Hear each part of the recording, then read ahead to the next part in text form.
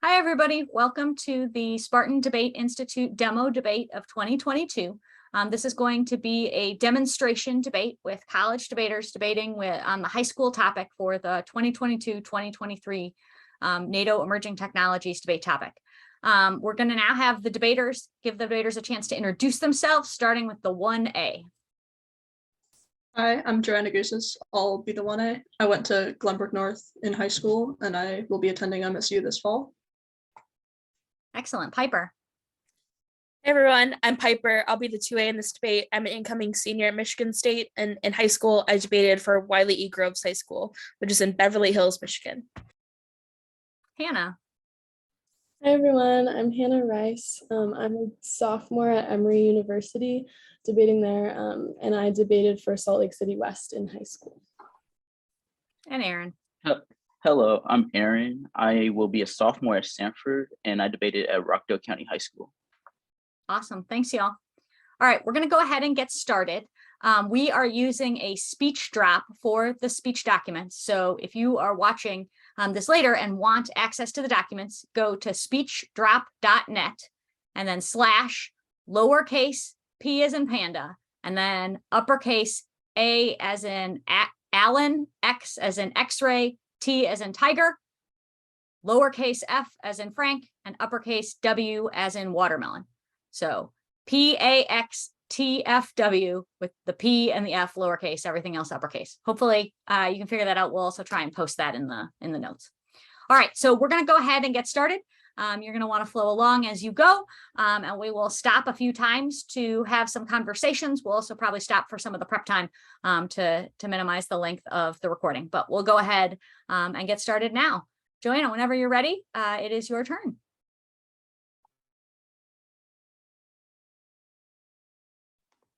I put the 1AC in the speech drop about a minute ago, so let me know if that worked out.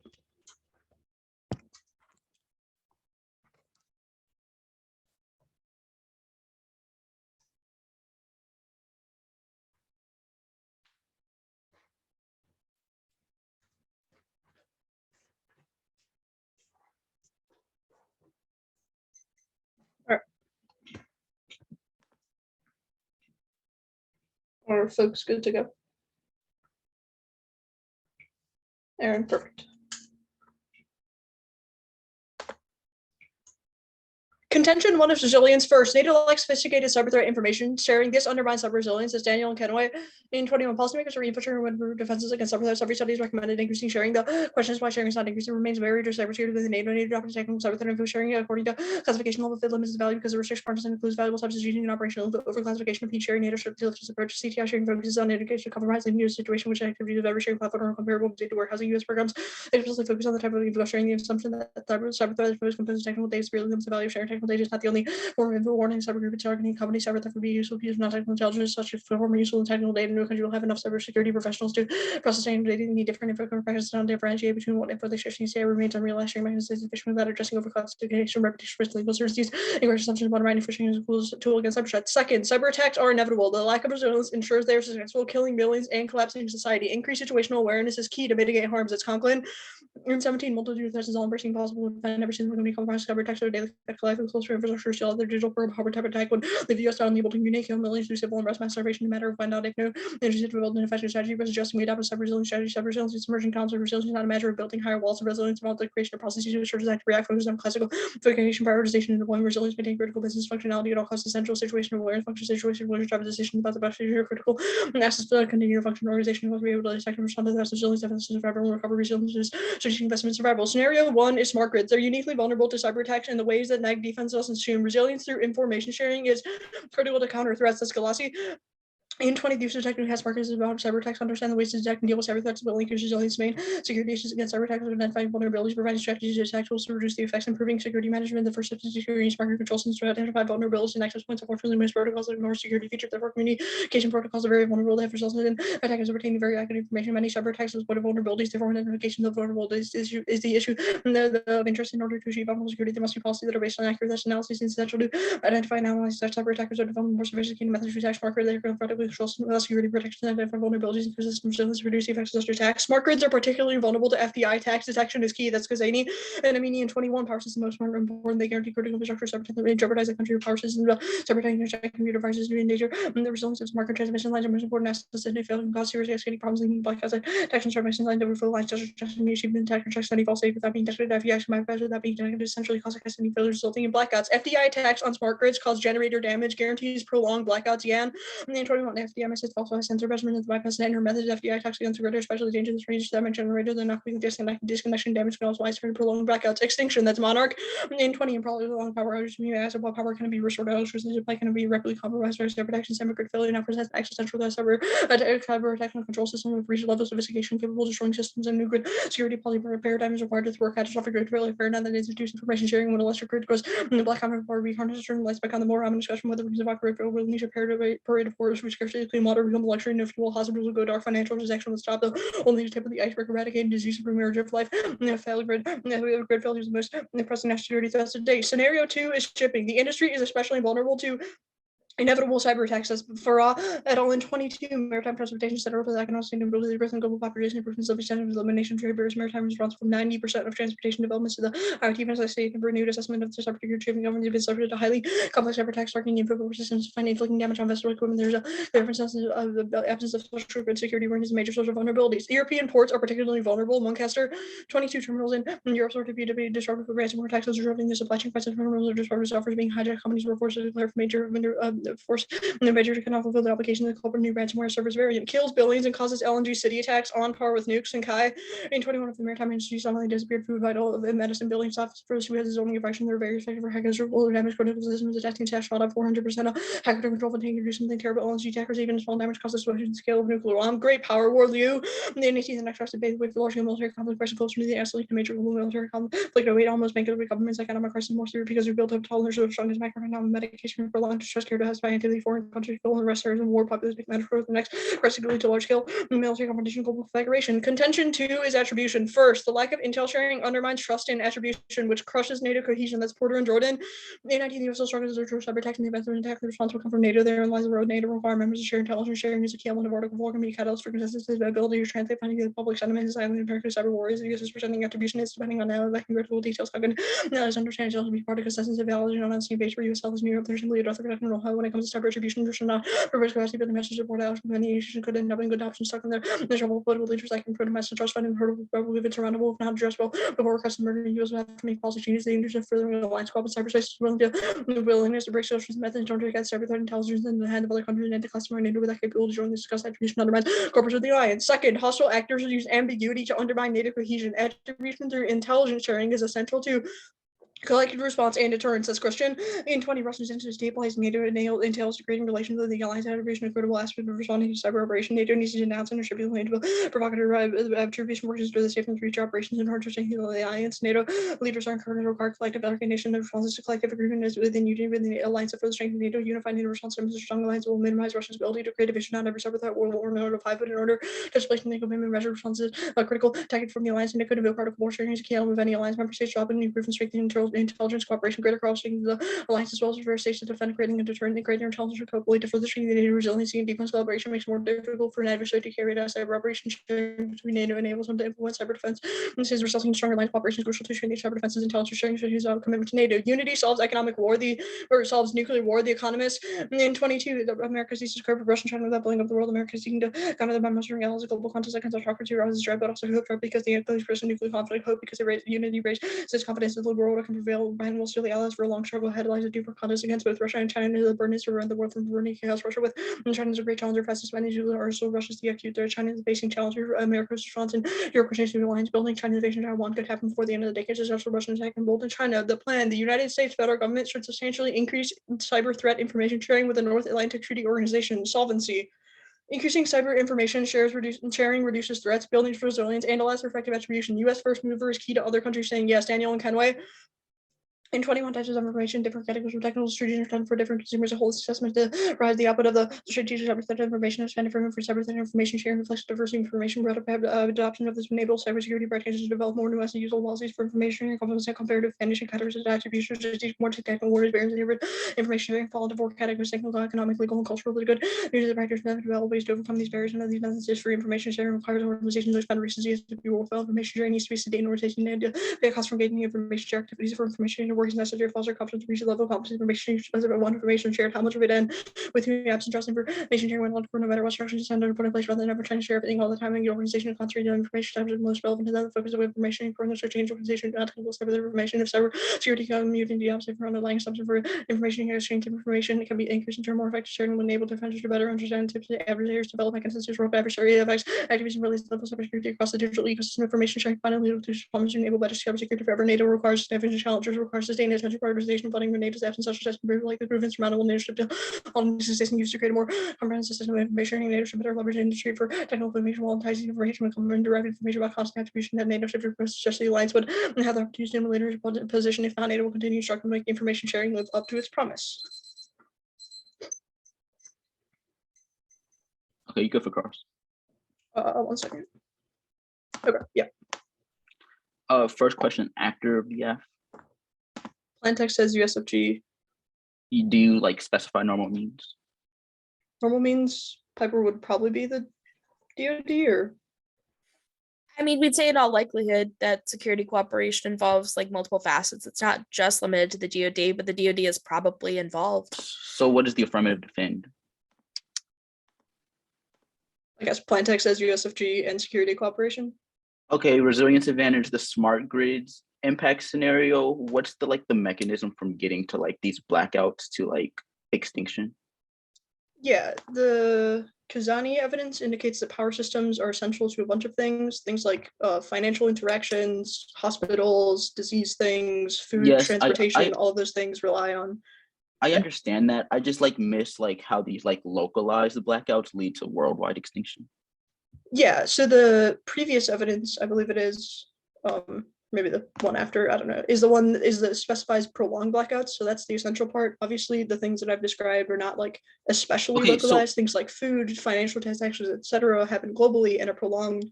The longer that this blackout occurs, the less we can connect with other communities, countries.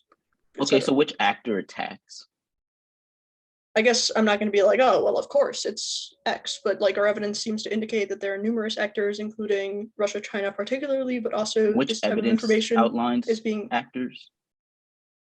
The second card on the second advantage indicates that Russia has a large interest in destabilizing NATO, which seems relatively intuitive. It says further, the card after that indicates that Russia and China are also seeking to sort of destabilize. Okay, the affirmative. Okay, so the LIO. affirmative. Okay, the affirmative has made these claims about EU ports, which require some factor like the EU solving their ports. What evidence outlines that countries will follow on to what the US does in terms of cyber info sharing? Yeah, the second card. No, the first card on the second advantage indicates that sort of the US leading the charge is essential. Additionally, the first card on solvency makes a similar claim. It says that sort of the US being the first mover is essential because right now they're expecting us to take action. And if the US were to not do that, they would not have confidence in sort of this cyber information sharing or in cyber defense. But if the US were to take action, demonstrate that it is possible and that we do care, that would, reverse. Okay, secondly, the evidence that you've outlined, the first piece of evidence, I don't see where it's making those connective claims. The first card on solvency? You said the second card on resilience. Yeah, I'll more accurately point you to the first card on solvency. Last question, what info is shared? Yeah, so right now we are sharing technical data. The plan would increase that, or most likely increase that to also share tactical, operational, and strategic information. Okay, that's time.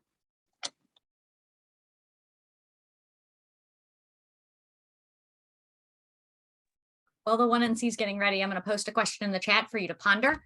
And then as you listen to the 1NC, think about how the 1NC may or may not respond to what you think the 1AC was anticipating. So the question that I just posted in the chat is to look at the 1AC construction And based on what you see, how do you think the AF feels about the quality and strategic value of each of their advantages or each part of their advantage?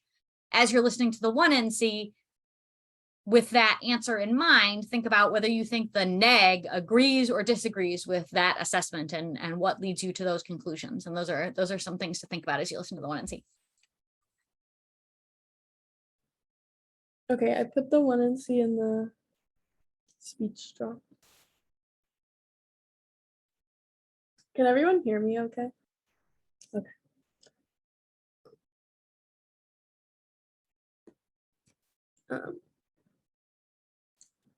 All right, is anyone not ready for me to start? Maybe give them about 10 more seconds to get the 1NC back up if they're interested in that.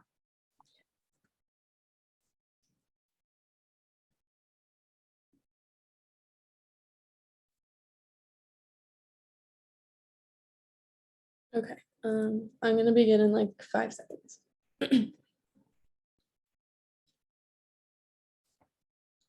The United States federal government should abolish its security cooperation, transferring relevant resources and responsibilities to the Department of State, substantially increase its security assistance with the North Atlantic Treaty Organization in cyber threat information sharing, and reform and resource the Department of State, adapting best practices from the Department of Defense, counterplan all state department can share cyber intelligence with allies. That's forward. 22. A growing component of West cyber defense is diplomatic State Department work involves engaging with foreign counterparts to develop common understandings of promoting the adoption of common positions and attributing cyber attacks and imposing penalties. Cyberspace security diplomacy ensures states can better protect their networks from significant disruptive, destructive, or otherwise destabilizing cyber activity. The U.S. will work like-minded states to coordinate responses to cyber incidents, including their intelligence sharing, budgeting, attribution. Such diplomacy is key piece of the puzzle. Cyberspace security diplomacy revolves around international efforts to agree on threats and on the attribution. Attribution diplomacy is critical to the State Department cyberspace security engagements. But Perm's attention of DoD authority is a slippery slope to bureaucratic militarization that turns solvency and causes democratic backsliding. That's Bergman. 21.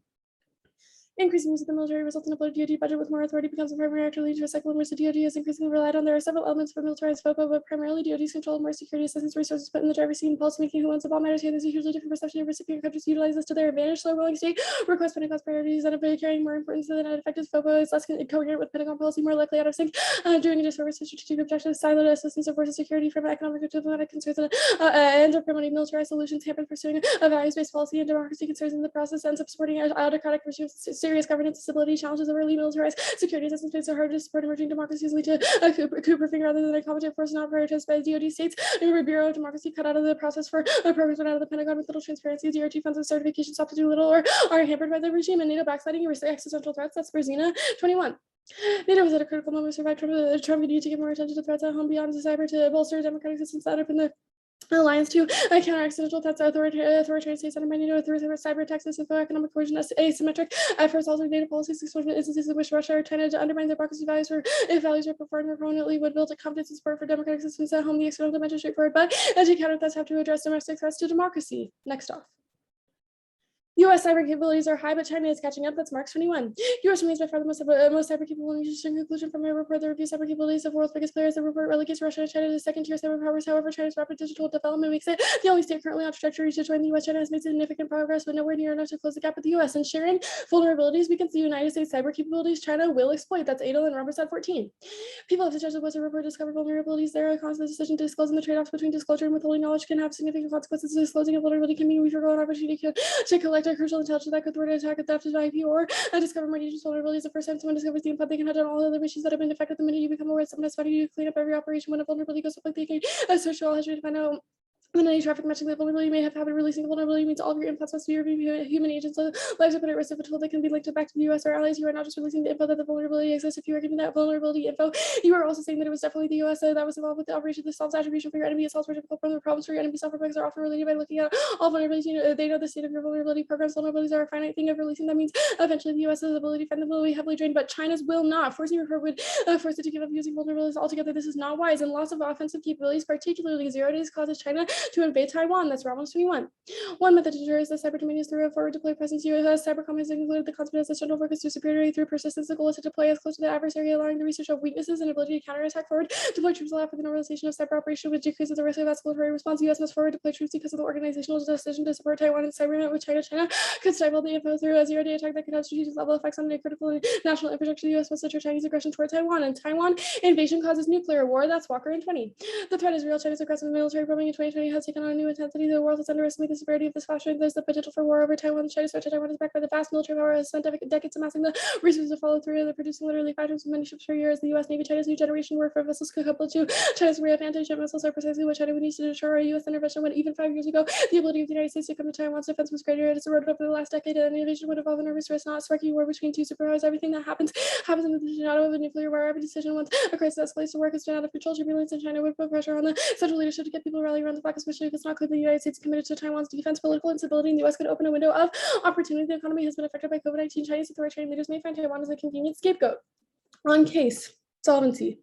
No modeling countries don't want to share their cyber secrets. That's Jacobson in 20. The challenge to the integration of cyber effects and NATO release of deconfliction, but in cyber deconfliction comes with difficulties. The tools that produce cyber effects are dependent on intelligence collection or developed in secret and must stay secret and alliance not known for sufficient trust. There's little indication that allies will become more open about tools and techniques. The lack of trust seriously challenges each ambition to facilitate info sharing to increase the situational awareness on the resilience advantage. Sharing is high now, that's Maker in 22. Nakasan, who has the U.S. Cyber Command, told the House Committee that in 35 years he has never seen a better sharing of accurate, timely, and actionable intelligence, and there's no cyber impact that's Bargard and Salzman 19. Time and resource requirements, whether escalatory options are feasible or impractical, the targets such as infrastructure or nuclear demand excessive planning state, lowered by the access they possess at the moment, actions taken by defenders stated radically, not particularly alternative attackers will sustain effects, but holds into a targets can disappear. A target can transition to invulnerability in minutes. Defenders are continuously improving, consequently shrinking the cyber options, creating breathing space for political tensions to cool and for de-escalation pathways to be determined. And there's no grid hacks and squirrel stump. That's Larson 19. A countrywide blackout is what many people consider reality. It is recommended that once I would require highly tailored tools, it would not scale. Or ransomware infection doesn't translate into a blackout. Equipment can operate safely and independently, so downtime may have no effect. Hacking the grid doesn't make sense. The grid is complex and made up of regional and local grids, so there are built-in redundancies. Squirrels cause blackouts. Natural events, vegetation are all threats, and there's no impact technically impossible, and the explosion is contained. That's chalk and 10. Igniting pressurized LNG oil is technically problematic. The probability of catching fire is extremely low. Even if this did occur, the lateral force of any explosion would be contained by the tinker's hole, which would have forced the energy upwards. Thinking of freighter is equally as challenging and would at a minimum require a large quantity of explosives. The time and means to transport this material and the expertise to know where to place bombs of these pose a formidable barriers for a single attack, much less 3 ships required to block the strait. Attribution. Advanced techniques make attribution impossible. That's Finlay and Payne 19. There are attribution problems. The technical consequences have been widely acknowledged. The boundlessness and anonymity of cyber is not limited. Perpetrators that use various techniques to obscure location and isolating the origin of a cyber attack is extraordinarily difficult. Attacks are rooted. These techniques make the task of establishing a forensic link extremely difficult. The cyber attacks often take more time to detect. This analysis might require using classified intelligence that is C1 for not to reveal. All these factors make it challenging to distribute cyber attacks. These technical difficulties risk misattribution, leading to serious conflict escalation, and even successful attribution fails to deter. That's Weiss and Zelnick at 19. Opaqueness of hybrid conflict to deterrent efforts only effective to be observed and after is it possible to deter hybrid conflict challenges can easily circumvent rely on possible deniability as we have seen in many of these cases. The perpetrator either could have been identified or was in fact identified. In other words, attribution took place at Putin's denial that men invading the Caribbean where Russian was not hard to verify. Attribution into the cyber domain poses more challenges and NATO doesn't solve. That's Ron Hotra 22. NATO as a headless chicken has been reduced into an insignificant entity. NATO has not even been able to agree on a decisive sanctions package. Russia has invaded Ukraine. NATO is infuriated, but NATO can do nothing but spectate. NATO has failed. It had one mandate to protect. It has failed, and collapse is inevitable. That's Ron Hotra 22. NATO will cease to exist. The invasion of Ukraine has shown that Europe is not united. Every European country is keeping its interests above the idea of protecting Europe. There is no cohesion. Every European country does that. NATO is toothless. A crisis in Eastern Europe will lay the foundation for the disintegration of NATO. I have 30 seconds, Aaron, if you want me to do anything else. Okay. I'm good for cross.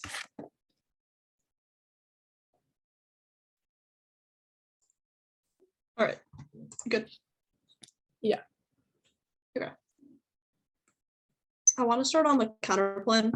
I'm confused about the internal link between the affirmative and the militarization evidence. It seems to give examples of things like, quote, significant military exercises, ship visits, foreign military financing. What's the internal link between like cooperation over cyber and this like broad DoD is evil and military? Well, it's more, the Bergman evidence is more about use of the DoD. The reason the counterplan is better is because it's solely DOS authority. We're saying that you specify the USFG, which obviously necessitates the DoD. It's saying that increased use of the DoD in general is like bloated DoD budget and gives them more authority. So them being a primary actor leads to a cycle in which they can, you know, it's increasingly relied on the DoD. So there's many elements that cause more militarization due to DoD authority. And there's more about it. Okay, what about the plans like, you know, increased security cooperation over cyber intel sharing requires like the DoD get more funding or like more foreign military presence, more arms deals, etc. Which are the examples your evidence gives? I mean, the internal link in the Bergman card is about the DoD getting more authority. You have given us no reason why the DoD wouldn't have more authority coming out of the 1AC, so that's just an answer you're going to have to give in the 2AC. But as of right now, the USFG being the primary actor of the plan means that the DoD is necessarily involved, and that just gives them more authority, more resources, and then they own the ball, which causes the impact of the internal net benefit. Okay, I'm also confused as to the internal link between like more militarized and like NATO backsliding. Can you clear that up, please? Yeah, so the Bergman card talks about how overly militarized security assistance due to DoD authority makes it harder to support emerging democracies. So this leads to coup-proofing instead of like competent force, and that won't be prioritized by the DoD. So that leads to backsliding. The end of the Bergman card talks most about this. It talks about how like States Bureau of Democracy being cut out of the process for programs, it runs out of the Pentagon. So rather than prioritizing like the state, which obviously the counterplan does using the Department of State, it'll prioritize like the Pentagon. Okay, status? Conditional. Okay, I want to talk about the last two cards on the attribution advantage. They're both from the day after Russia invaded Ukraine. Like, obviously everyone was freaking out then, but this is a couple months later. How are they predictive of NATO's capacity for unity now, as opposed to like the day after everyone was flipping out? I mean, I think that NATO can still be judged based on that because they made a decision based on like the circumstance. So the Rohotra card talks about how they're not able to agree on a decisive sanctions package. This is the first in the Rohotra card. It talks about how they invaded Ukraine and NATO was mad, but they can do nothing but spectate. They have failed. You can read that say that they did the day after, sure, but I guess you can read cards that they said more and we'll answer those, but it's talking about like the way that they dealt with the situation in the moment, which we think means that they probably don't solve. The 2AC is uploaded to the speech drop. I'm gonna migrate to a different place to speak while y'all get it open. Sounds good. Students, I'm going to post a question in the chat that I want you to respond to while Piper is doing her migration here. The question is, what 2NR options are available to the negative based on this 1NC? So a 2NR option is a packaged argument that you can go for. So like a particular disadvantage in case is a 2NR option. Topicality alone is a 2NR option, that sort of thing. So go ahead and post it in the chat publicly so everybody can see and see if we sort of come up with the same list of items that could be in the 2NR.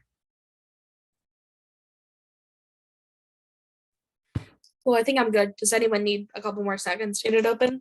Give them a couple more seconds because I asked them a question in the chat. That makes sense.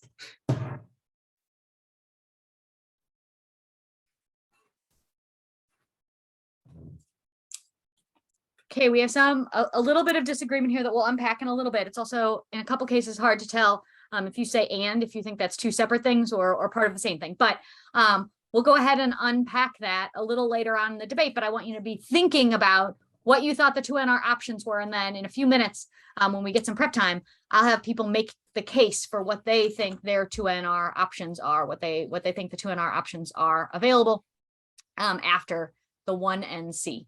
But we're going to let Piper give the 2AC first because she is ready to do so. So go ahead and get the 2AC up and Piper's going to give us an order. Yeah, so the order is the resilience advantage, the attribution advantage, solvency, the counterplan with the internal net benefit at the bottom, and then the disclosure dissent.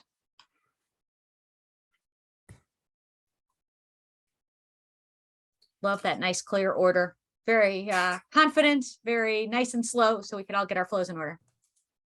Thanks, Piper. All right, I'll get started in a couple of seconds unless someone stops me. The resilience advantage 1NC1, just because sharing is higher than it was 35 years ago doesn't mean it's sufficient. Their evidence is purely retrospective. It comes to the head of the US Cyber Command. Of course, he's going to say we're sharing more than enough information now. 1NC2, yes, cyber impact. Burkhardt and Saltzman assumes defender's advantage, which can't exist if we compromise resilience. Cyber attacks are inevitable, but failing to create new structures to protect against attack changes decision calculus, making it easier for an attacker and harder for NATO, causing extinction. 1NC3, stop villainizing rising squirrels. FDI attacks that bypass standard methods create prolonged existential blackouts that are not as easily fixed as weather or squirrel disruptions. 1NC4, yes, LNG impacts. Evidence cites 12-year-old tech barriers and the logistical problems with placing literal bombs on ships. Our scenario is about external hacking, which is clearly distinct and escalates to great power war, the attribution advantage. 1NC1, yes, attribution. Their evidence cites overclassification as the main barrier. Finley and Payne 19 were green. The boundless anonymity might require using classified intelligence technological capabilities, making it challenging to attribute cyber attacks. That establishes uniqueness for the app, because the app can attribute every attack. Increasing attribution is good for collective response and unity and prevents numerous existential conflicts. 1NC2, it's mostly about hybrid war scenario, which we didn't read, but the combination of resilience and attribution together solves deterrence, even if one alone does not. Group 3 and 4, they're both hyperbolic and fatalistic reactions from the day after Russia invaded Ukraine. 5 months of response to the conflict and allowing Finland and Sweden to join through the organization proves that it won't collapse and that NATO has the capacity for unity, but their evidence is uniqueness for the affirmative improves the need for unity building measures to prevent extinction. Solvency, yes, modeling. Their evidence assumes a disunified and distrustful NATO. The plan solves that and increases incentives for full participation and cooperation. But even if other countries don't model, we still solve. The US has the majority of NATO's intelligence capabilities, and the plan is necessary but also sufficient to pursue or improve resilience and attribution measures. The DOS counterplan. 1 perm to the planks 2 and 3 of the counterplan of plan plus increases gross.net Goldberg and 19 citation is an appropriate constructed increases means greater than critical levels because the term increase is average levels by contrast here refused to record an additional meaning to the term increase does not violate any canons of construction cooperation. It includes assistance under state control, but for legal precision, Serafino in 16 the DoD uses an overarching term security cooperation to denote the state security assistance administered by the DSCA as well as all the DoD interactions. 2 perm to both 3 perm to the planet all non-mutually exclusive parts of the counterplan. 4 perm the United States federal government should transferring relevant resources and responsibilities to the Department of State substantially increase cyber threat information sharing with the North Atlantic Treaty Organization and reform resources for the Department of State adapting best practices. The counterplan doesn't solve. Cybercom does intel gathering. Must be 22 the U.S. military roles to have states been substantially strengthened by U.S. Cybercom focused on global networks cyber operations. U.S. Cybercom is now the responsibility for developing global operations. This role focuses on intelligence gathering, deterrence, and counterattack. B, no capacity. Neptune at 16, the state versus authority has shifted in ways that undercut the state's latent necessary evolution, has given them the shifting nature of global threats to critically fit the capability gaps in time, a pragmatic urgency in the state's ability to do industrial scale security co-op. This is better than it not being done or being done by a common contractor. C, our advantages are military in nature. Sadler, they can't solve them. Sadler in 21, security cooperation and consolidated in the states is a big mistake. Good by the Pentagon's role and military objectives are subordinated. Should prioritize narrow security objectives. The states emphasis on humanitarian goals, where the objective of military is capacity building. Limiting to military purposes make programs more effective in support of operational needs, resilience, and interoperability. D, Master Delay Bergman in 21, transferring from the DoD to the state department requires significant operational changes as well as dramatic expansion of capacity to take time to implement. 4, conditionalities bad creates time. 5, conditionalities bad creates time strategies use an argument of your responsibility. Dispo solves the net benefit. 1, no net benefit. Militarization is fake news. Content. And 18, the militarization of faux posts overstated interviews. The ambassadors. But ambassadors already welcome the military resources did not undermine their authority to access to the host tensions that arose in personal friction, but not policy. The debate implies the military will seek military solutions. However, many experts point out that there are risks at first. Rapidly evolving tech contributes more to militarization. The question of whether those in charge of the uniform strategy are facing militarization, but the marginalization of diplomacy. 2, Bergman is equally critical of the DOS, where blue, the security assistance framework of the State Department perpetrates the status quo by creating incentives to continue providing assistance to the same partners. There are few built-in incentives to re-examine the partners backsliding. 3, the absolves the impact best, bolster cyber resilience and strengthens unity, which prevents backsliding. Brasina in 21, NATO no need more attention to the bolstering systems that underpin the alliance through cyber attacks, build confidence support for democratic systems at home. 4, the DoD is more likely to solve NATO backsliding. McCarthy in 19 with NATO efforts to address the democracy will likely be carried out by defense. The co-op is more likely to advance military rather than policy channels. Defense relations prove to steady foundation for transatlantic co-op. 5, no impact democracy. Doom and 19, the hundreds of studies support that peace is weak and not find a correlation at a didactic level. Their evidence is more at a monadic levels. Inconclusive 8,000 articles distinguish conflict security determined to seem different, not evidence that democracy is more peaceful. In general, when factors are included, democracy is spurious. Democratic peaceful exists both have high levels of deployment. The poorest democracies are more likely to fight each other, The best explained war is best explained by continuity of the alliance. Just democracy. No studies go to the disclosure, you said. 1, sharing now thumbs, you just change your type of data disclosed. 2, disclosure solves the impact. A, hoarding vulnerabilities decreases cybersecurity. Jardine. And 20, trying to maximize the retaliatory potential of failed 20% of weapons for the NSA, or are likely to be funded by the adversary, so use target American systems keeping securities under wraps, weakens the U.S. deterrent by diminishing the cost of adversary would need to undertake and target networks, maximizing the deterrent by maximizing inputs does not work. B, non-disclosure vulnerabilities causes more risk. Commonwealth and sequent. And 14, cybersecurity should focus more on information security vulnerabilities rather than threats. The number of vulnerabilities is increasing. Viruses and botnets require vulnerabilities to work. Finding and fixing vulnerabilities contributes to a safer internet with 0 days. Can be weaponized and played aggressively from everything by government spying and corporate espionage companies selling exploits to the government around the world. There's a growing black market where these exploits can be sold for criminal profitability. C, cyber defense outweighs any offensive capabilities. Mastic. In 13. The NSA's actions aren't helping national security. They're doing the exact opposite, which makes us less safe. It's your folly to believe that only the NSA can exploit vulnerabilities, undermining internet security is a real bad idea. It makes it much easier than others to attack us. The NSA thinks about a no-but situation where only the US could exploit the whole exploits are sold on the market. That means every single one of those exploits is known by non-NSA employees. The idea that only NSA is exploiting those is laughable. If you truly invest in national security, be helping to close those vulnerabilities. D, hoarding vulnerabilities makes aggressive cyber attacks more likely. McGraw in 13, the failure to bolster securities into the modern systems begin backlash, lowering the barrier to entry for combat defending is just as important offensive measures, if not more so. Over concentrating on efforts that can be dangerous and destabilizing because it encourages actors to attack first and ferociously before the adversary can. When defense are equal, actors have less incentive to strike first. The US is very good at cyber offense, but from a cyber defense perspective, it lives in the same glass house as everyone else. If we do not focus more on defense, cyber war will become inevitable. 3, China won't invade Taiwan. Low. And 20. China, despite saber rattling, will not invade Taiwan. A civil war strikes here in the heart of every Chinese. Of a Taiwan invasion, its civil pacification occupation will be much worse than the odds of the island country and hostile. The U.S. now has support the NSR started for years. So meaning that China would end up ocean the resource. No one inside of Vietnam is bad. Taiwan will be 100 times Beijing cannot afford it. 4, deterrence is not key to prevent Taiwan war long ago. And 21, Beijing's Taiwan calculus has been more complex than the military balance involves the distinct factors. Chinese leaders are still in doubt whether China could defeat and conquer Taiwan. Second, there's understanding that the war over Taiwan number 10 consequences for China's economy, relations with global image and proposed next service the CCP of war, letting killing brothers and sisters. The third factor is time. Chinese leaders hope that because reunification is possible. Waiting makes sense. Ignoring the last 2 factors of the assumption that Chinese leaders will become overconfident about the emerging military transfer. The US will never be the sole factor. I have 10 seconds. I'm going back to the net benefit. 5, the US is heavy-handed conditionally backfires Ellis. And 21, even if measured steps can create serious stress, freezing the alliance and moves too quickly counterproductive by widening divisions. Mark that card at widening divisions.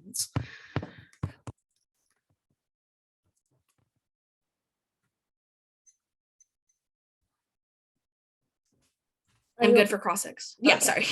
Here, let me just start a timer. Okay. You're good? Mhm. Starting on the resilience flow, or actually just in general, what were reasons to reject the team? Just conditionality. Okay. On the resilience flow, if cyber attacks are inevitable, why hasn't your impact already happened? Yeah, we would say that small cyber attacks are inevitable. Cyber attacks at the corporate level and at the level of like states attacking states do happen at smaller levels, but we'll say the difference is that our resilience is continuing to decline, which changes the decision calculus for adversaries. Once they notice that our defenses have been stretched thin, that it becomes more advantageous for them to Okay, attack. how long has resilience been declining for? It's hard to say because we would say that our resilience has been kind of consistent, but as technology advances, what we're doing is becoming less helpful, especially as we engage more with cyber offense and less with cyber defense. I don't have exact years, but that's like the trajectory. Okay. On the attribution advantage, you made an argument that like overclassification is causing something. I just need to find the card. But yeah, overclassification is the main barrier to attribution. How does the AF solve for this? Yeah, so the AF makes it so that some information that was previously not disclosed and was classified is now disclosed. And we would say that that's enough to overcome attribution, which is like what the entire advantage is based on. Okay. On the counter plan, your Neptune card says that the Department of Defense currently undercuts state leadership. That's in the context of the status quo. It doesn't assume like the mechanism of the counter plan. How would you say that it assumes a counter plan? Yeah, I know that the counter plan like transfers the authority of the Department of Defense to the state, but that doesn't mean that once the State Department gets that authority, gets that resources, that they have the internal capacity to use them in the correct way. The last line talks about incompetent contractors and the way that the Department of Defense in the past has like utilized the resources that they do have. The argument is not that like the DoD has no money, the DoD has no people, or the DoD has no access to like DOS. I mean, obviously, DOS, it's just like the way that they operate is bad. It means they have no capacity. Okay. The Sadler card on the counter plan says that your advantages are military in nature. Why doesn't that prove the internal link to the net benefit? First of all, we would say that the net benefit applies equally to the DOS. The way that the DOS has been done, it's not as military in nature, but your card equally criticizes the DOS from an equal perspective. So they're links either way. But also we would say that like the risks of having the DoD do the DoD not act are worse. The DISAD, the Communist card says that finding and fixing vulnerabilities is safer, but where is a warrant that says that disclosure is key to solving risk? Disclosure is key to fixing vulnerabilities. I can find a specific line, but we have like 1 second left. Okay. That's the key function. We're going to start 8 minutes.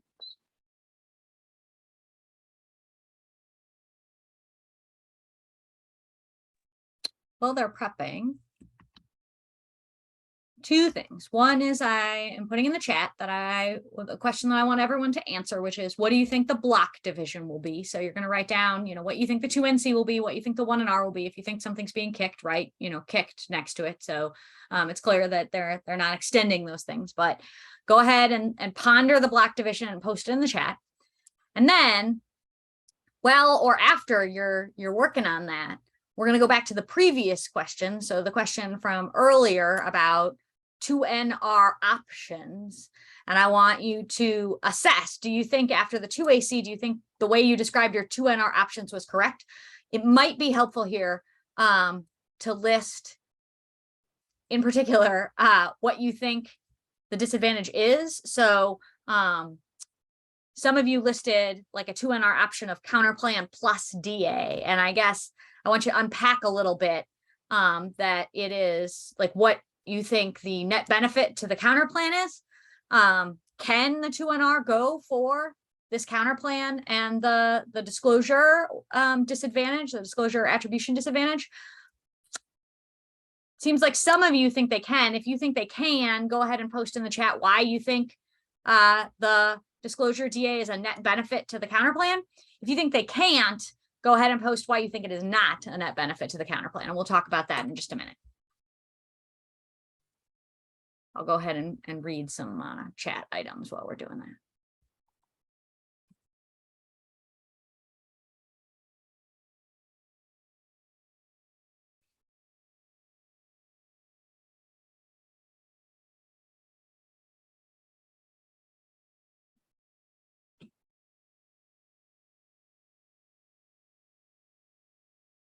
All right, so a bunch of you said that you think the 2NC is going to be the counterplan, I assume, with the internal net benefit and the case. Somebody who said that, tell me why you think it's going to be that. So why you think it's going to be the 2NC is the counterplan and the case, and the 1NR is going to be the DA. Yeah, I'm seeing a couple of comments here in the chat that is helpful here. So I think we're sort of starting to unpack this. I think some people maybe thought, we have a counterplan, we have a disadvantage. The 2NR can be the counterplan and the disadvantage. But in this case, I think what people are posting right now is correct that, let's see, I'll just pick one. Disclosure is not a net benefit to the counterplan because the counterplan also discloses just through a different actor.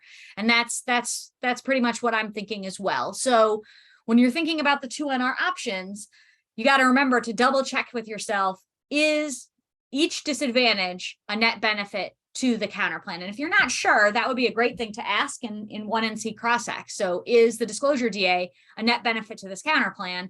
I think the neg would probably say no at that point. It's not a net benefit to the counterplan because it's not based on the actor. It's based on the action of disclosing the vulnerabilities, and both the plan and the counterplan disclose. They just kind of change who's in charge of that disclosure. So somebody type in the chat, what is the net benefit to the counterplan?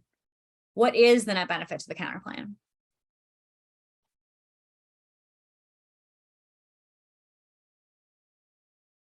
Yeah. So I got INB, which is not a term I'd heard before, but I bet it means internal net benefit, and that I kind of like that.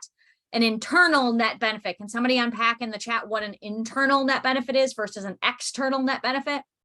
So if you have debated before and you've debated maybe like the state's counterplan and the federalism DA, or the state's counterplan and the politics DA, that is what is known as an external net benefit. The net benefit is a disadvantage that links to the plan, but not to the counterplan. It is a disadvantage that the counterplan does not link to. What is an internal net benefit? Yeah, we got some good answers here. So somebody said, isn't it in the counterplan itself? And an external net benefit is a DA that links. There's definitely something to that, where an internal net benefit is usually read on the same piece of paper.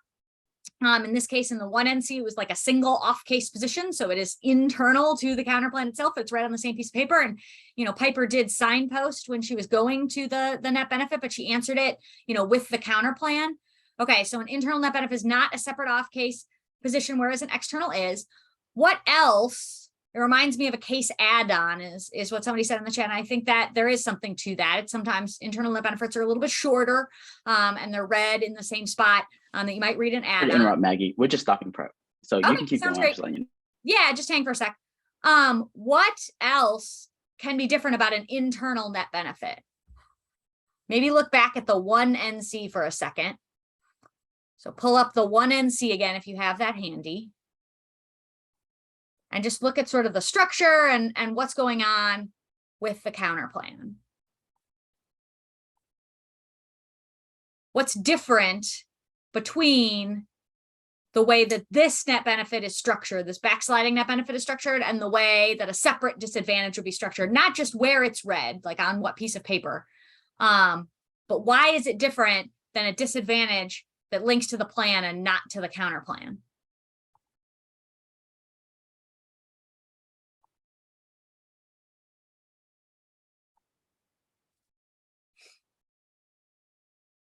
Yeah, so somebody posted in the chat, there's no uniqueness. That's exactly right. So instead of this net benefit being a disadvantage to the plan, the counterplan doesn't link to, this net benefit is really more an advantage to the counterplan that the negative is going to argue that the plan and the permutation don't resolve.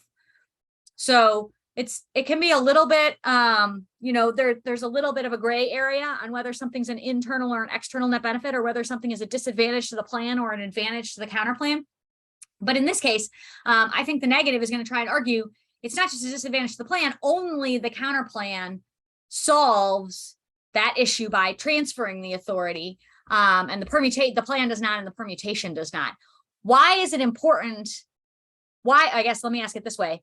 Why in most debates can you not just read an advantage to a counterplan? So let's say the negative wanted to read a disadvantage that's like, we're going to read the DOS counterplan and we're going to read an internal net benefit that says that the DOS would then get some more funding, which is good for the DOS.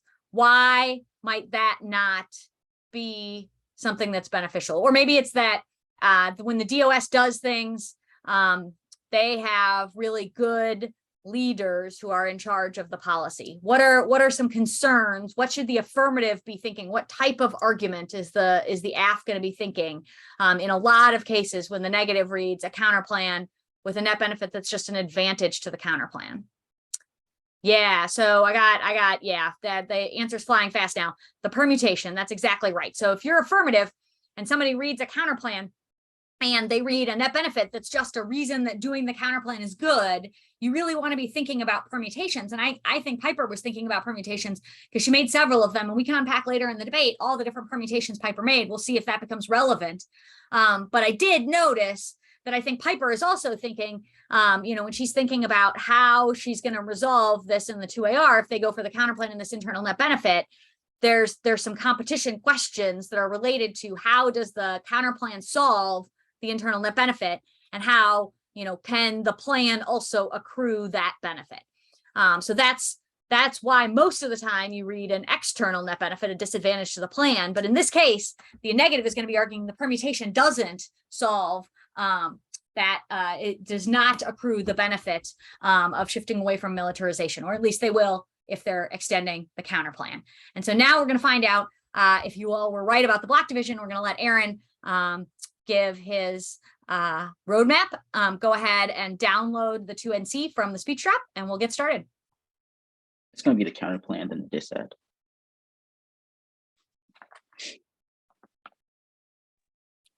You can let me know when you think everyone's ready. When you say Maggie, and counter then I'll plan, start. disad, do you mean the counter plan? The counter plan, and then the internal net benefit will be at the bottom, like how Piper had it.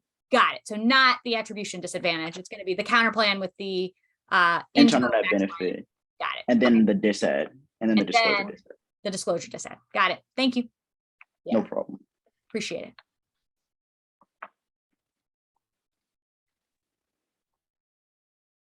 You think everyone's good, Maggie?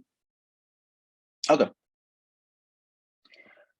Counterplan solves 100% of the F by doing security assistance with NATO over info sharing while preventing democratic backsliding through the retention of DOS by getting rid of DoD authority and transferring to the DOS. Two framing issues. First, insufficiency framing. We don't need to win solve 100% of the F. If the net benefit outweighs solvency deficit, you vote negative. Second is judge key. If we lose a permutation or links to net benefit, you kick the counterplan force the logical extension of condo onto the line by line. First is 2AC1. The permutation, big framing issue on the permutations. They did not say the word shield links to net benefit, which means we give us risk of the net benefit. First, it links to net benefit. First is leverage. Allies won't listen to the DOS if they think the DoD stirs a separate pipeline. That's the Bergman evidence. And the link is not artificial. The planned signal of new DoD authority is perceived by allies as the green light for backsliding. That's Bergman 21. The U.S. fails to effectively exert a diplomatic leverage that is the security system because the DoD makes it challenging to change democratic backsliding. Foreign officials turn to the DoD instead of other concerns against Trump increasing DoD authority. Send a message that consider security all government ability to put brakes on DOS under DoD is highly limited. Requires PCs the source supply conceptualizing to control it. They fix this. And second is mission creep. Respond to the DoD has any separate authority. This greater political influence makes a slippery slope to function control of decision making inevitable. That's the Bergman and Bergman 21. Because there are multiple systems beholden to two chains of command with divergent perspectives, supposed to be dual key, but because DoD owns authority, the control of direction exceeds states, political influence, shape programs, and practice, they cannot persuade DoD risking an agency battle over one minor PC dual key, likely to reflect military priority, regardless of intentions. Under 2AC2 first, the permutation links to that benefit. 1NC Bergman explicitly said DoD control causes backsliding. Second is turf wars, even one minor piece of DoD authority ensures endless interagency competition that wrecks the democracy promotion, and that's promotion. That's Bergman. And perception along five lives of counterterrorism. Protecting from terrorist attacks in the U.S. depends on success over sea level and clear balance activity. We will stay in defense. The turf war that amount of overall U.S. effort fostering democracy will overcome higher defense, increasingly greater authority to fill gaps, bleeding responsibility from civilian military agencies for risk, weakening state primacy and setting the agenda, placing the stress on coordination to field the role of military expensive foreign assistance will work for state more authority. Countries with highly suspicious sense of perception give ammunition to the adversaries, weaken relationships. One poorly calculated misstep can setback to a range of counterterrorism effects. On group 2 AC2 30 and 4, they both link to the benefit. They still include the DoD onto the deficit debate. First, your evidence assumes the world is quote not the world of the counterplan. The transfer plan solves any deficit, and the counterplan solves the case in the benefit. Example 15. Most important to how the depending on the state as a result deployed to meet defense requirements as opposed to broader objectives, exasperate imbalances and conflict among the system and cooperation. Consolidate DoD authorities to transfer to state arguments capacity to oversee. Will need to hire more people. And second, the best practice is playing solid. Bergman 21. The DoD expertise and best practice should not be lost in incorporated performance at the state. And they said there's no capacity, but the transfer plank solves. And in 2AC7, they said there's no industry deficit. Bergman 21. The U.S. defense industry will not be damaged by reforms claimed challenged by research and investments do not create jobs after underwhelming economic benefits. And on the 2AC8, first, there's no delay deficit. In 1NC4, it is clear that the Department of State solves just as well the DoD. And second, there's no delay deficit. Perception is different than facts. Bergman 21. A security assistant lacks flexibility in contrast to DoD as a result seen as slow, but state is no slower than the DoD, and there's no impact to delay. Piper just got up and said the words that there's a delay, but what's the impact to delay? All their impacts are long-term, meaning slight delay causes no issues. And fourth, best practices playing solid. Bergman 21. Critics point out conclusive slowly in a crisis should develop a standard response playbook incorporating the best practice for DoD under leadership of the state. And they say, on the condo's good. First is key to net flexibility. We need to prove the negative is good from all arguments, and is key from all sides. And only one conditional isn't too much time skew or strategy skew, and dispo doesn't solve any of their offenses. Still links because we can still kick it. Who's not reading the permutation? Onto the net benefit. Backsliding collapses NATO on risk existential threats, invites broader risk to territorial integrity and political independence that escalate. That's the Brezina evidence. And reverse causal controls global democracy. Boucher 21. Central and Eastern Europe is important for a democratic revival. The war over backsliding sent a fatal signal to Democrats across the globe. Citizens and leaders will be discouraged, while skeptics and autocrats will feel vindicated. Authoritarian power to expand influence. The region will become hotbed of instability, conflict, and great power competition will spill out over West, where needs to shift U.S. policy perceived as an incentive and overly security-focused partnership should be conditioned on democracy with NATO. In the turns case, backsliding triggers every 1AC scenario. Elhus 21. NATO becomes defunct due to death by 1,000 cuts of personal cohesion, accelerated by disregard for values, adversaries testing with a cyber attack that takes out the grid. Democratic backsliding creates societal vulnerabilities that adversaries exploit. NATO attractiveness and credibility damage by perception that's unable to keep its own house in order. As a result, China and Russia outpace with emerging tech like AI, merely raising ambition without ensuring cohesion will only unbind its alliances. If shared values are lost, while it may seem good enough for now, it will land on the negative trajectory over time. Onto the line by line. First, they said, where is it? Oh, first on line by line, they said there's no net benefit. They said militarization is fake news, but no. Then one AC evidence on the net benefit prove that militarization is good. All 1AC impact scenarios are also based around militarization, which means if they want the militarization stuff, it takes out all of their militarization impacts based on cyber wars. Onto the second argument, they said that the Bergman's critical of the Department of State, but the Bergman evidence is not. Our Bergman evidence says the Department of State is all critical in doing so, and all of the planks, all the counterplan software, the Bergman re-highlighting doesn't assume for any transfer of authority like the 1AC counterplan does, nor does it assume that we abolish security cooperation like the affirmative does. They said and they said that F solves the impact, but no, their re-highlighting doesn't say the word democracy, and it doesn't assume in democracy. It just talks broadly about what it can do, but not actually democracy. Though, and the link evidence specific to the DoD is much better than this, because it says the words that the DoD causes all the problems in it, and prove that we have greater risk than that benefit. And they said that they said the DoD solves the backsliding, but the McCarthy evidence isn't good on this question, because they said the McCarthy evidence is not good on this question because they can't solve NATO backsliding when they're causing democracy. All the 1NC solvency evidence from above proves that the DOS is a better solvency mechanism for doing any of this, because you should cross apply the you should cross-apply the Tanko evidence, which talks specifically about how the Department of State is a better solvency for any of these mechanisms, and cross-apply the Bergman evidence, which talks specifically about how the DoD is what's causing the backsliding. The DoD can't stop backsliding when they're causing it. They said there's no impact to democracy, but yes, impact to democracy. That was the overview. The Boucher evidence talks specifically about how Central and Eastern Europe are causing democratic revival, or how Central and Eastern Europe are causing problems. There's a reason the world is wanting to be democratic. Russia proves that there's an impact to democratic backsliding because Russia is a non-democratic nation and they have caused war, but there's no recent scenario in which democracies have gone to conflict with one another, which their evidence doesn't assert. They said the DOS is heavy-handed, and they said the DOS is heavy-handed, but no, the DOS is not heavy-handed. We transfer the authority, which means that what's happening in the DoD is simply just being done under the DOS, which means the Department of State does exactly what it needs to do and doesn't go overhanded. All his evidence doesn't assume the planks of the counterplan, but merely what would happen if the status quo would happen onto the DISAD. On the DISAD, we're gonna concede that China won't invade. It takes out all their offense on it because that means that there's no impact to the turn. And I'll go back up to the counterplan and read a card.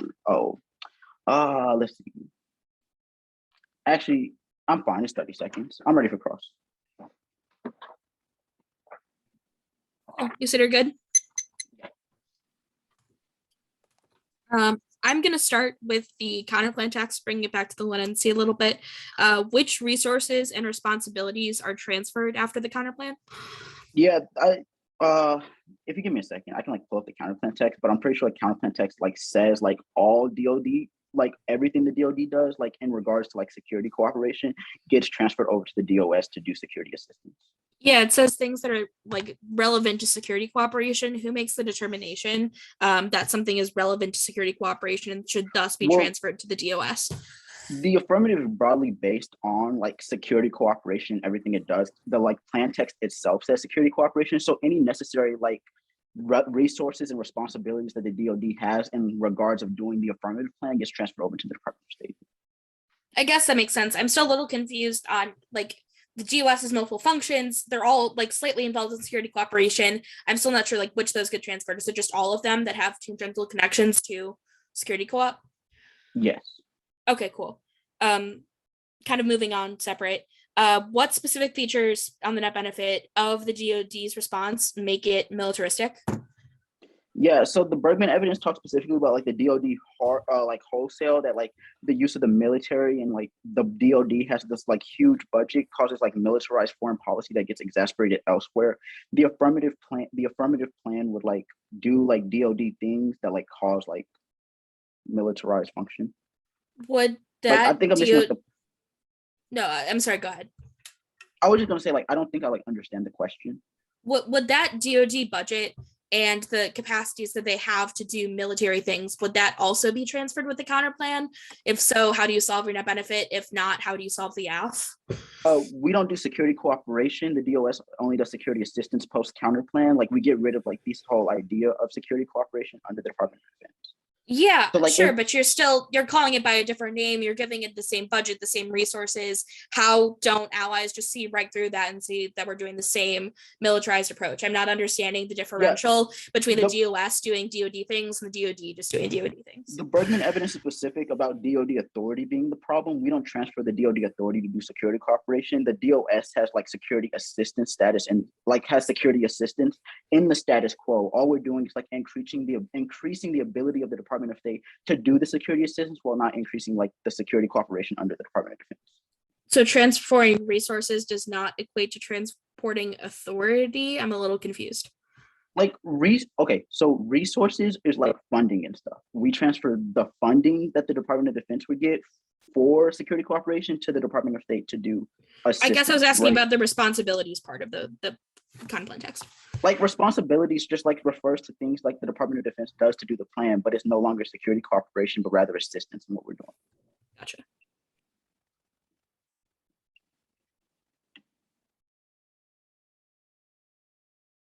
I'm gonna add the 1NR. Awesome. While she's doing that, I tried to scroll back through, but I think so far no one, predicted what the neg block division was going to be. Go ahead and throw in the chat what you think the 1NR is going to be. I don't think it's a huge surprise. But while you're thinking about it, ponder what decisions went into the negatives decisions and why they might have decided to do what they did. Let's see. I got a direct message question. Do go ahead and post those in the chat because I can't respond to direct messages, but I'll just answer it. The question was, is the net benefit to the DoD backsliding in the counterplan because they dropped the disadvantage? Right. So the disclosure disadvantage was never a net benefit to the counterplan, at least as far as I understand in the debate. I don't think the negative ever intended that to be a net benefit because it's based on the action, not the actor. So when you read an actor counterplan, when you read a counterplan that changes who does the plan, the net benefit has to be about who does the plan versus the counterplan. It has to be a reason that one person doing it or one group doing it is bad and the other doing it is good. It can't be about the action. So the counterplan, because it still discloses, the disclosure DA was never going to be a net benefit. So all the way back in the 1NC, the negative really had two options that they could go for. They could either go for the disclosure disadvantage in the case, so a disad and case strategy, or they could have gone for the DOS counterplan with the internal backsliding net benefit. But going for the DOS counterplan and the disclosure DA wasn't ever an option. And now, obviously, that they have kicked the disclosure disadvantage, it is still not an option. So there will not be a disclosure disadvantage in the 2NR. And I think you can pretty solidly predict that the counterplan will be in the 2NR at this point in some fashion. Let me see if I have any other questions. Nope. I think we're good. Hannah, did you get that doc posted? Yeah, it should be in the speech drop. Awesome. You want to go ahead and give us an order when you're ready? Yeah, the order is case in the order of resilience and then attribution. Yeah. Okay. Unless anyone verbally objects, I'll start in like 10 seconds.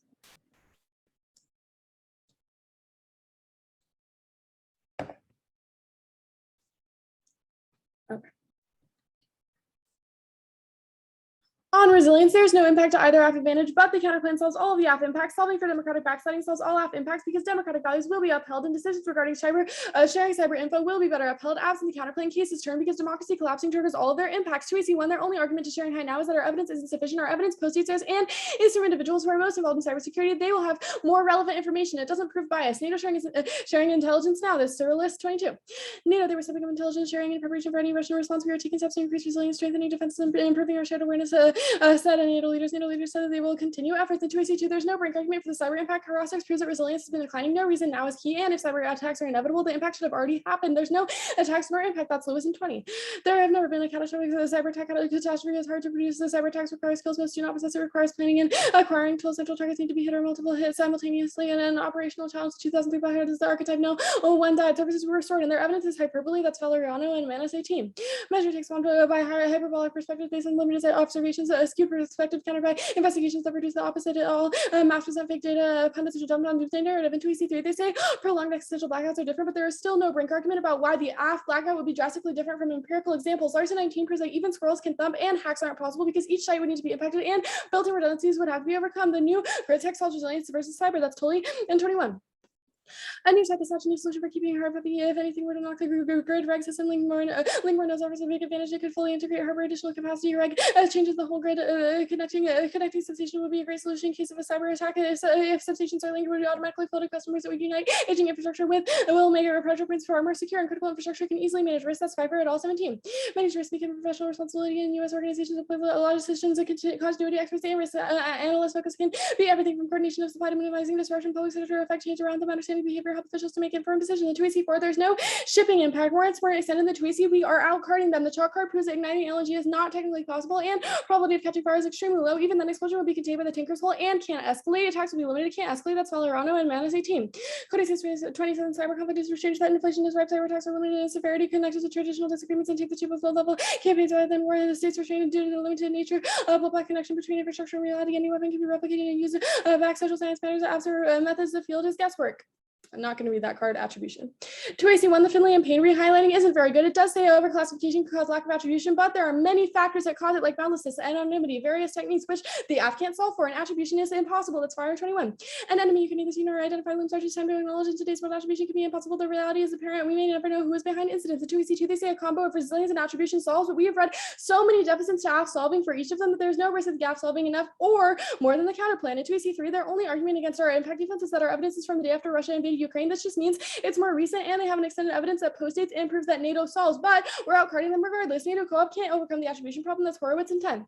Cyber is a realm where a traditional notion of deterrence breakdown to NATO may seem like an attractive solution. However, cyber attacks lack the for attacks do not leave a return address, and in the case of a cyber attack, even tracking down the specific computer might not give the attack country sufficient information, and NATO cannot be confident that maintaining retaliatory capabilities will suffice to deter attacks, and attribution won't stop. Hybrid attacks can't deter no access to impact solvency. That's Delfson 15.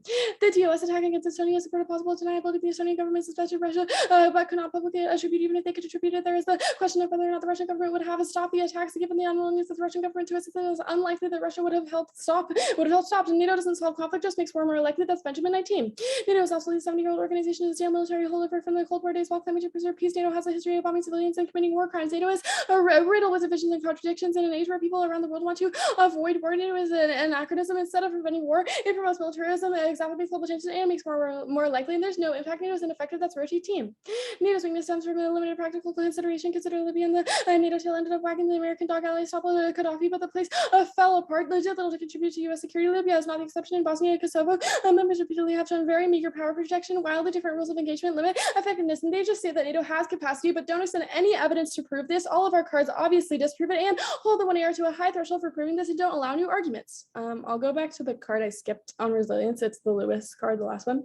Arrogance catastrophe, that's Lewis in 20. Catastrophe is unlikely after 25 years without a catastrophic attack. The second catastrophe was reasonable 22 years ago, but no longer experience the shadow of nuclear annihilation, and 9/11 first reinforced the catastrophe trope. These scenarios do not track with operational or opponent planning. I have 20 seconds. Anything else? Okay.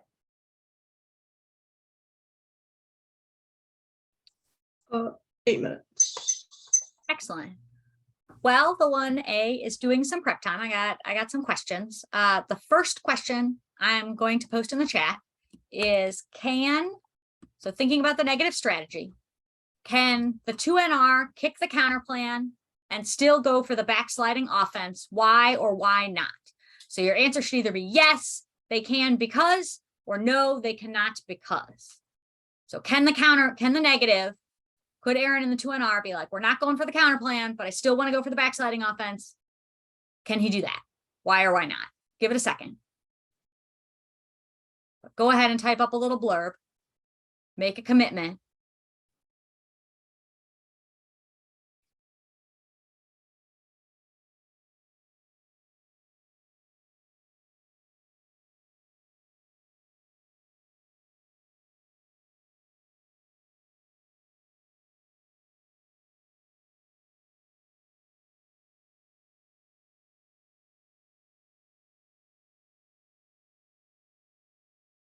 Got a couple of answers. Would like to see a few more.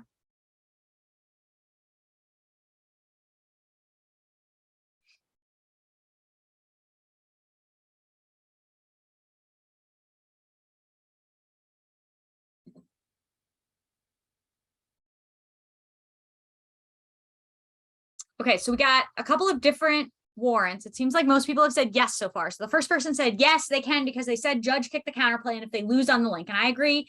Aaron definitely sort of teased that is a possibility because he said, you know, if we lose that the counter plan links to the net benefit, you can just kick the counter plan for us. I got another answer that says yes, but it wouldn't be very strategic because backsliding is likely non-unique without the counter plan. Let's unpack that a little bit. I got one that says technically yes, but because it isn't considered a disadd to the plan, only an advantage to the counter plan, the negative would have no more offense. I think there's something going there. Yeah, so this is an interesting one, right? Because the net benefit is, as we discussed before, the 2NC, really more an advantage to shifting to the Department of State rather than a disadvantage to DoD action. I think the negative, if the negative decided to do that, if they decided to kick the counter plan, they decided they wanted the judge to kick the counter plan for them, right? Judge kick means at the end of the debate, you would kick the counter plan for them because you thought it linked to the net benefit. But you know, it's not what Aaron went for in the 2NR. I think that the set of answers that we're sort of getting now, that there's not really going to be any uniqueness to that because there's not really any explanation for how the plan's deploying of militarism would be any different than the status quo.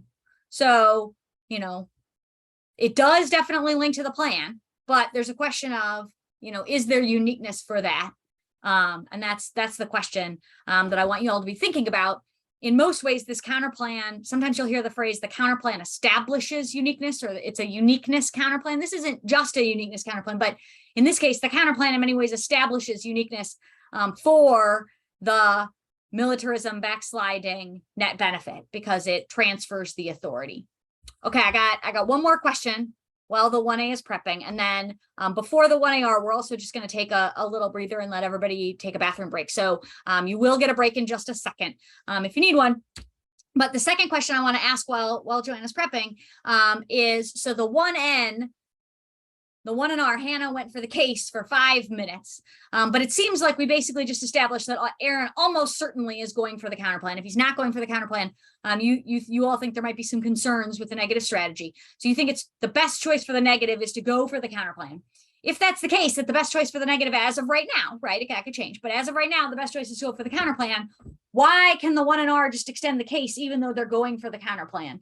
Doesn't that take out the solvency for the counter plan just as much as it does for the plan? And why or why not is that problematic? Go ahead. Awesome. Thanks, Joanna. Just go ahead and stop. Sorry, didn't mean to interrupt, but no, you're good. So there's a couple cards. I'm going to send those out. Perfect. Post in the chat. Why can the 1NR extend the case even though they're going for the counter plan? And why isn't it problematic that it hurts the counter plan solvency of those advantages just as much as it hurts the plans? Why is that okay for the negative? Sometimes this is framed by the affirmative. The affirmative might say, like, you contradicted yourself. You answered our case and also went for a counter plan. That takes out your counter plan too.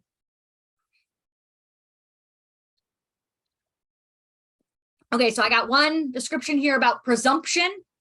that if the AF loses the case defense, the neg just sort of wins on presumption. So if there's no affirmative advantage, the AF might win on presumption. I think there is something to that, but let's say there's going to be some case left. I mean, Hanna was excellent, but let's say there's at least some risk of the case. Why is that still helpful to the negative? It's not necessarily about a time skew. I think the second thing, yeah, so it's about the net benefit, and it's about raising the relative risk of the net benefit compared to the case. So yes, answering the case, decreasing the value of the advantages does take out the fact that the counter plan solves those same advantages, but it also relatively inflates the value of the internal net benefit compared to those advantages. And so it is often strategic for the negative to extend case arguments, even if they're going for the counter plan, because it both increases the value of your net benefit and also decreases the value of any solvency deficit. So if Joanna goes for a solvency deficit in the 1AR and Piper extends that in the 2AR, maybe the value of that solvency deficit is decreased by what Hanna did for us in the 1NR. Okay, Hanna, we're going to take a little bit of a break here. We're going to pause for a minute and give everyone just like a 5-minute stand and stretch restroom break, because we've been here a while and I don't want anyone to be uncomfortable. So I'm going to pause the recording for just a second, and debaters come back in 5 minutes, and then we will hear a lovely 1AR. All right, so we're going to pick up with the 1AR. Joanna, are you ready to go? And the doc is on speech drop. It should be, yes. There's, I think, like 3 cards. All right, we see it. We are ready for an order when you are. Order is going to be the resilience advantage, then the attribution advantage, and then the counterplan with the net benefit at the bottom. It's like mostly straight down on the counterplan.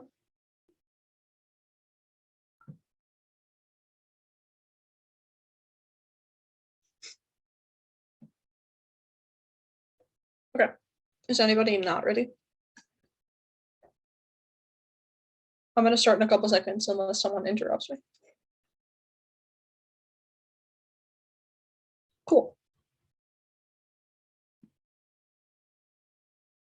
Status quo sharing is insufficient. A, it's only classified information, which means we aren't sharing the simple stuff about vulnerabilities, which is most likely to be attacked, and means we can't share with private actors who are the one that fix vulnerabilities. 2, it's only for technical but not operational or strategic, which is where attacks are most likely. That's Daniel Kenway. 3, the U.S. program does not address obstacles to actually sharing the info, including overclassification, reputational risk, and legal concerns, means their evidence is irrelevant, but their burden to win this argument is that the U.S. is sharing tactical, operational, and strategic information now. They want to see evidence from a U.S. military official saying we share more data than we did 35 years ago, and Surlis is referencing other countries, but not the U.S. Yes, Brink, extend the link, turns out the disclosure is that inevitable focus on offense instead of defense makes offensive cyber attacks likely. Prolonged blackouts attacking a generator are different. The FDI is different. Their evidence is wrong. It hacks the central components of generators. Defenses against squirrels are built in. FDI finds and attacks vulnerabilities that governments don't know about, which is their banned infrastructure cannot solve if there's no resiliency or adequate defense now. Framing issue, every piece of 1NR defense assumes the U.S. and NATO have adequate cyber defensive capabilities, but uncontested to AC McGraw proves their infrastructure sucks because the U.S. is only focused on offensive capabilities. The shipping argument is also wrong. The 1NC evidence is only about putting bombs on ships, not hacking the control and security, which is what our impact is about. The new evidence they read is also wrong. First, it's not about LNG, and it also does not assume the EU vulnerability, particularly in ports. That means that it's only about, quote, territorial disputes, which means it does not apply to the scenario. They have no applicable defense. The only card is about physical attacks on ships, which is not hijacking, which is our impact, the other advantage. We'll concede NATO is ineffective, that they cannot solve conflict, make it worse, and that they have no capacity to do anything. I'm not going for the advantage, but that wrecks the counterplan's internal link, which is exclusively about NATO preventing democratic backsliding. There are no takesy-backsies. The Twin C Boucher evidence says, quote, renewed U.S. involvement is to be accompanied by strong coordination with NATO, but they have read cards that NATO only makes things worse and cannot fix anything. So the only way for them to solve their own impact has been thumped. We'll also concede that the case cannot solve NATO, so they can't spin the Benjamin card as offense, the counterplan. I'll extend the fourth permutation. It transfers all the responsibilities and resources for the plan to the DOS, and fiats that the DOS is the one doing the plan, not the DOD. It solves because it omits the DOD, which is the same thing as the counterplan does. Their only argument was links to net benefits, but the perm fiats that only the DOS does the perm because it specifies using counterplan text. It's textually legitimate because it doesn't add words or several plan words, and it's functionally legitimate because the counterplan is the DOS doing the plan, so it would just make the plan do that. And we read in evidence that security cooperation could be the State Department, which means it is not cheating, and they only made one argument, which is simply untrue. The deficit, I'll extend a few. A, Cybercom does intel gathering now, only they have the legal responsibility and know-how. That's who's a hero. The counterplan does not, may fiat resources, but it does not fiat transferring the organization, which means it can't solve. The Twin C evidence is not responsive. It just says we should transfer responsibilities to state, but not that the State Department has the capabilities or the legal authority of Cybercom. And they have no evidence that says that the State Department that can fulfill Cybercom or even mentions it. The second deficit, the State Department lacks the capacity. They lack resources like time and personnel, which wrecks the industrial scale cooperation necessary. That's enough new evidence. The counterplan fiating resources only makes it worse because it hires incompetent contractor, which know nothing about cybersecurity. Their evidence agrees the DoD solves better. That's one is Bergman. Department foreign officials more eagerly follow through on DoD priorities while ignoring state requests. The Pentagon's priorities carry more importance than the State Department's concerns. The 2NC Bergman evidence does not answer our argument. It's only about the creation of new jobs for the economy, but our argument was about those jobs not doing anything to solve. The third deficit, transferring military operations to the DOS crushes solvency. The plan's security cooperation requires the Pentagon's narrow objectives in military capacity building, including resilience and operability, but the DOS just has broad humanitarian goals which should not solve. That's Sadler, who's a senior fellow for warfare at the Center for National Defense. At the top, I forgot, no sufficiency framing. No, the fact that they have little, or the case deficit is going to outweigh, and you shouldn't judge makes it to our answer two worlds, but if you do, it's an auto F ballot because it's just the status, they only have defense, the net benefit. At the top, no turns case. One, turns case, the risk of turns case is only as good as the risk of an internal link, which is basically zero given the NATO stuff. Two, cards on attribution prove that NATO is failing now, which means if it turns case, that already should have happened, but it didn't. Three, all of their evidence is about lessening capability, which only links to a lesser DoD, but not the affirmative. Four, evidence does not say LNG or economy, which means it shouldn't turn that impact. And five, their evidence, the evidence does not mention cyber at all. The closest it guess is an attack which already happened, which proves that NATO can't do anything, and our defense no net benefit. A, militarization is fake news. Authority is irrelevant compared to technological advantage. There's three reasons. One, interviews with ambassadors demonstrate military reasons are viewed positively. Two, the Pentagon is not gone forwards. Empirics demonstrate that they're risk averse. Three, tech development is a far greater cause. That's a Quantion evidence. Their only argument was that that our evidence is wrong, but they did not answer its warrants. And the other scenario proves that it says that the 1AC proves that that's untrue because our evidence is about cyber escalation, not troop exercises. I'll also extend the McCarthy evidence. It's the DoD solves better because the State Department lacks resources, and Europe prefers military cooperation, but because policy is more contentious and political, so it's less steady and less secure, which means it won't solve as well. The NEC has 302. We'll start that now. All right, so go ahead and write in the chat. So the 1AR made the decision to extend one of the advantages, but not the other advantage. Write in the chat sort of what you think the strategic reason was for that. So why did Joanna and Piper decide to extend the resilience advantage, but not the attribution advantage? What was the reasoning behind that decision?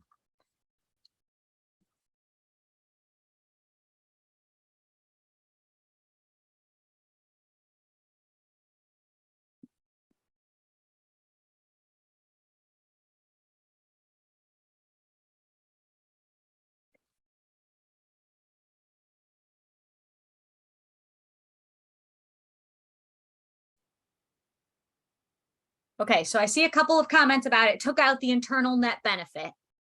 Let's unpack that a little bit. What does it mean to take out the internal net benefit? Why does, like, what is the AF's argument? What is the AF saying?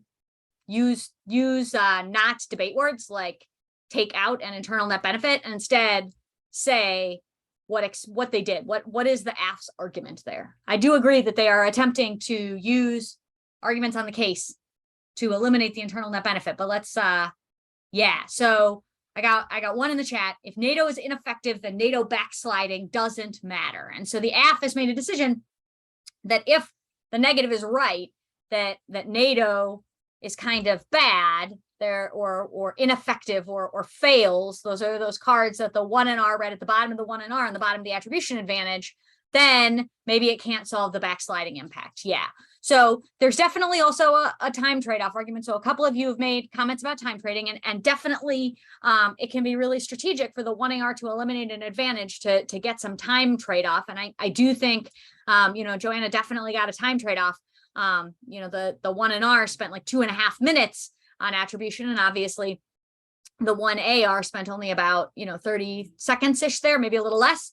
But I think the strategic value is for the AF, if the AF is right about this, the negative is going to contest this, obviously, but if the AF is right about this, if you determine the AF is right about this, this is a pretty interesting strategic move, because it not only gets a time trade-off for the AF, but it complicates the negative's ability to sort of win the rest of their debate.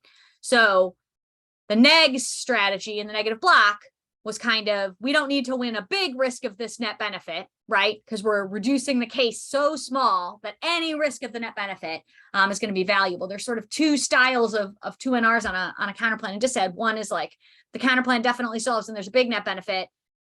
The other is like, there's almost no case. So like anything here in the counterplan department, any risk that the counterplan solves and avoids the net benefit is a reason to vote negative. The negative is clearly going for the latter because they've spent so much time on the case, which is great. I love to see great case debating in the negative block. The 1AR tried to complicate that strategy by not only getting rid of a bunch of the negatives case debating, right, by not extending that advantage, but they were able to use that against the internal net benefit. The question then that you have to ask yourself is like, was that an effective move? Like, is the AF right about that? And is the cost, right? The opportunity cost for the AF is they lose their attribution advantage. They no longer have the attribution advantage to potentially weigh against the backsliding advantage to the counterplan. And so, that you have to weigh, was that worth it for the AF? And so that's one of the things I want you to be thinking about that as we sort of go into the 2NR, which it seems like I think Aaron is ready for now. Aaron, you ready to give a 2NR? Yes. Awesome. All right. We'll let Aaron go ahead and do that. And we will be excited for an order. It's going to be counterplan, attribution, resilience. And the internal net benefit will be like on the bottom of counterplan where it's been the entire debate. So. Okay. I'll give everyone a few minutes to get a few seconds to get their flows. Okay. You ready, Maggie? Piper? Okay. Counterplan solves 100% of the AF by doing security assistance with NATO over info sharing while preventing democratic backsliding through the retention of DoD authority. It provides uniqueness for the internal net benefit, which is non-uncontested. So the NATO takes out stuff on the attribution stuff doesn't apply because the counterplan is uniqueness for the net benefit. If there's two framing issues, such as sufficiency framing, we don't need to solve 100% of the AF. If the net benefit outweighs any solvency deficit, you go negative. They have not provided any reason why we shouldn't get sufficiency framing, nor any counterinterpret, which means you default to sufficiency framing before evaluating the counterplan. Second is judge kick. If we lose permutation or links to the net benefit, keep the counterplan for us a logical extension of condo. Their answer that it forces the 2AR to give the two speeches doesn't apply because they haven't answered the fact that it's a logical extension of condo, which they've conceded all the reasons why conditionality is good. Onto the line by line. First, they said they're going for the permutation. No, don't give them the permutation. The 2AC did not say the word shields a link to the net benefit. Our link on the net benefit was so clear in the 1 and C that the choose forced the 2AC to have to say shields a link to the net benefit because it's all about the agent of the plan being the Department of Defense, which means any 1AR gymnastics they may do to try and get out of the net benefit, you should reject. Even then the counterplan can't solve because it still includes DoD authority. Even it can't solve the net benefit because it still includes DoD authority. The link to the net benefit is not about increasing authority, but rather the fact that the counterplan removes authority for the Department of Defense, giving a better solvency to democratic backsliding, which the counterplan which the permutation doesn't do because it still keeps the Department of Defense in the whole thing. They've even conceded that the Department of Defense still does the plan in the world of the permutation, which means that they don't, which means like the permutation links to the net benefit. They said that they've extended the cybercom evidence extended the cybercom evidence that they do info gathering now, but cybercom doesn't matter when the counterplan has the transfer plank, which is under the word cybercom, the member of the Department of Defense. When we transfer resources and authority to the Department of State, it means that the authority of cybercom goes with it, which means that the Department of State can do all the solvency stuff that cybercom does. In addition to that, extend the 15 evidence from the 2NC, which talks specifically about how new programs how new programs are key to the department to solve for the plan, and that the Department of Defense can transfer authorities to the state, which is what the counter plan does. So it solves the entirety of it. Extend the Bergman evidence, the practices plank solves as well, because it uses best practices to solve for it. So even if cybercom doesn't matter, with the Department of Defense still use the best practices in order to do it. They've said they've extended that they like the capacity, but first it doesn't apply. It extend the transfer plank stuff from above. They said that fiating resources is worse because it goes to contractors, but no, they've conceded that it transfers, that the counter plan text says it transfers personnel as well, which means that the people doing it in the Department of Defense go to the Department of State too. So contractors aren't used, but rather the same people that are doing it in the Department of Defense just move to the Department of State under the different ulterior means to solve. The 1NC Bergman evidence doesn't prove that the DoD is better, because it still doesn't get to the whole gateway of the plan. It doesn't assume the practices plan, which we fiat around this deficit, because it means that they do their best job possible to do it. They use the same thing that the Department of Defense is doing, but rather under security assistance instead of cooperation to solve for in order to solve. They said that the militaristic crushes, but they've conceded the no industry deficit stuff, in which the defense industry doesn't matter in regards to counterplan solvency, because researchers' investments do other things to create and provide counterplan solvency. I'll go on to that.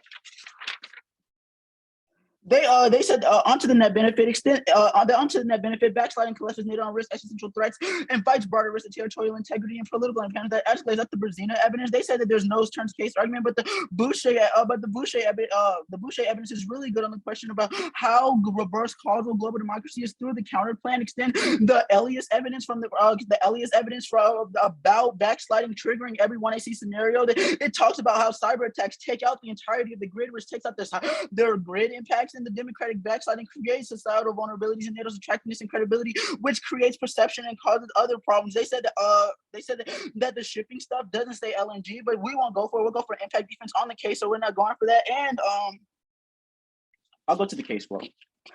On attribution, they said the counterplan's uniqueness for the net benefit, that was on the counterplan flow, and so that answers it here. They said they said that it's about democratic backsliding, but NATO's ineffective on democratic backsliding because of the DoD.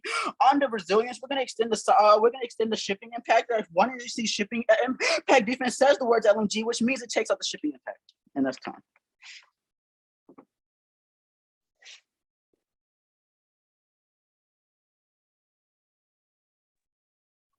We're going to have some AF prep here. If I remember, they had something like 3 and some minutes. So thank you, Joanna. I appreciate it. While they're doing that, one of the things that I think it can be really useful to do if you're judging a debate where there is a discussion about a permutation and what it says and what it does, is to sort of create a little prep document for yourself as the judge and put the plan text and then the counter plan text and then the permutation text that they're going for. So we didn't have a chance to unpack this before the 2NR, but I think it would be helpful to understand sort of what the affirmatives argument is there and what the negatives argument is there. Now, it's possible they don't go for the permutation, in which case this isn't, super relevant.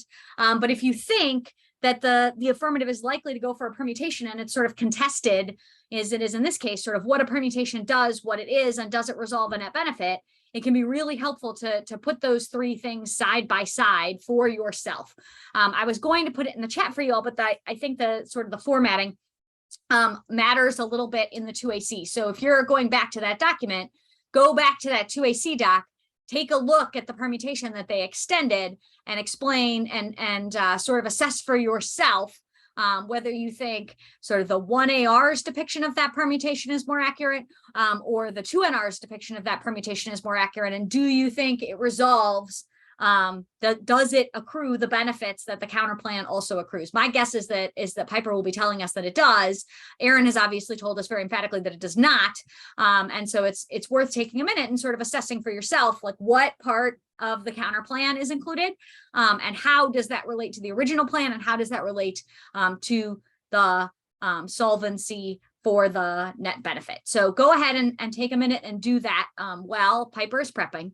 And then as you're sort of thinking about that question, also assess for yourself, what would you put the 2AR order? What order do you think Piper should put 3 pieces of paper? She kind of got 3 options here. She's got a counter plan. She's got a resilience advantage, and then there's some discussion still from the 1AR and the attribution advantage that may or may not have gotten moved to the counter plan by the 2NR. Piper could potentially have that debate on the counter plan, or she could keep it on the resilience advantage. You got to kind of assess, how you think she should do it, and then we'll see how she decides to do it.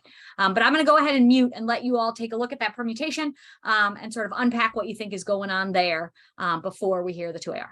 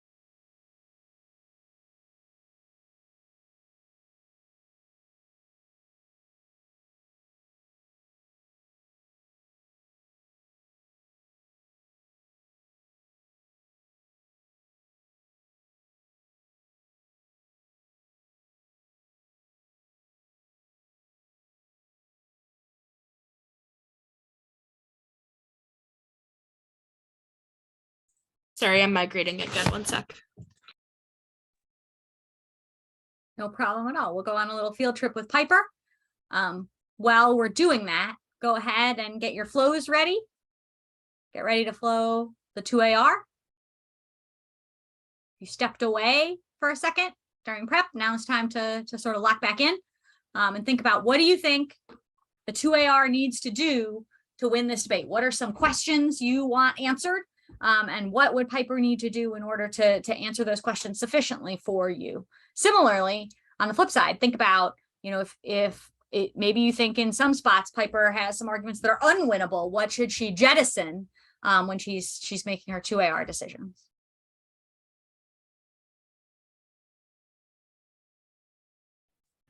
All right. The order is going to be the resilience advantage, and then the counter plan with obviously with the net benefit at the bottom, like we've been doing. We'll give everyone a couple seconds.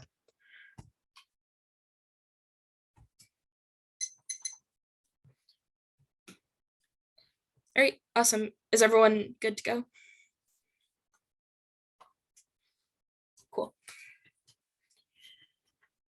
An uncontested risk of cyber impacts and LNG outweigh a vastly mitigated risk of the internal net benefit. Smart grid attacks outweigh on scope. Electricity is essential to every aspect of life and industry. Destroys communication, transportation, failure of utilities like food and water, failure of hospitals, and ability to do R&D or innovation. And that's more. That's the Monarch and Croken. That's the Monarch and Croken card. Attacks on shipping, defense, collapse the economy. It draws in major powers who are interconnected and economically escalates the cyber impacts framing issue. They didn't answer them at all in the 2NR, which means we automatically get 100% of our apps solving them. But any risk of a net benefit, obviously, any risk of a solvency deficit outweighs the very mitigated and almost zero risk of the internal net benefit. Over concentrating on offense be very dangerous and destabilizing because it encourages actors to first strike him ferociously before an adversary can. Conversely, when defenses are equal or superior to offensive forces, actors have less incentive to strike because their expected advantages are far lower. Even if you're convinced by one in our arguments that our infrastructure is really good and that cyber defenses are cyber attacks are unlikely, that doesn't assume that our infrastructure is inherently shoddy because we're only focusing on offensive capabilities. LNG, their only answer to our indict of the card was that saying the word LNG is enough. It's not, and I can't say the Simpsons episode just because they say the word cyber attack or NATO. Go to the counterplan. If you cannot explain which resources and responsibilities are transferred from the DOS to the DoD in your ballot, then you cannot vote negative. This argument either zeroes the net benefit or proves that the counterplan cannot solve vast swaths of the affirmative. Either the DoD transfers all of its capabilities, personnel, and strategy to the DOS, and the DOS is made militaristic, which links to every net benefit to an equal amount. Their distinction requires allies not noticing that the USFG gave all of their military capacity to the DOS, which is obviously ridiculous, or they link to our solvency deficits.